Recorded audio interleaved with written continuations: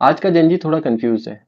पैसा कमा भी रहा है, लाइफ एंजॉय भी कर रहा है, फिर भी मंथ एंड आते आते लगता है कि पैसा पता नहीं कहाँ चला गया। और फिर कोई कह देता है कि 50-30-20 बजटिंग रूल फॉलो करो।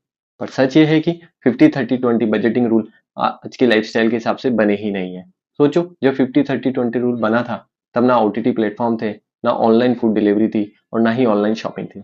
आज की सिचुएशन थोड़ी अलग है। Netflix, Spotify, online food order, online shopping सब है। और सबसे इंपॉर्टेंट और सबसे डेंजरस बात पता है क्या है? कि ये खर्चे छोटे लगते हैं इसलिए नोटिस ही नहीं होते।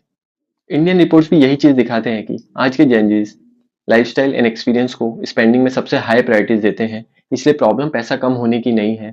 प्रॉब्लम है कि बजट को लाइफस्टाइल से मैच ना कराना। इसलिए 2026 में सॉल्यूशन ये नहीं है कि आप पार्टी करना छोड़ दो, फैशन करना बंद कर दो। सॉल्यूशन ये है कि बजट को लाइफस्टाइल के हिसाब से रीडिजाइन करो। मैं इसे बोलता हूँ 45-25-20-10 रूल। सिंपल है, रियलिस्टिक है और गिल्ट फ्री है। 45% सिर्फ एक चीज के लिए, बेसिक जिंदगी। ग्रोसरी, बिजली का bill, gas, rent, travel, mobile, internet. ये खर्चे बोरिंग लगते हैं पर लाइफ इन्हीं से स्टेबल होती है। और रूल सिंपल है, खर्चों का अंदाजा मत लगाओ, एक्चुअल बिल देखो।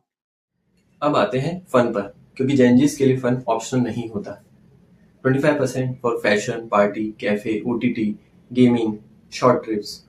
फन अलाउड है, पर फिक्स लिमिट्स के अंदर। फन छोड़ना सॉल्यूशन नहीं होता है, फन को बाउंड्री देना सॉल्यूशन होता है। अब बात फ्यूचर की। 20% for emergency fund, savings and goals. Future को इग्नोर मत करो, वरना फ्यूचर तुम्हें इग्नोर करेगा। अब सबसे इंपॉर्टेंट पार्ट, लीकेज बकेट।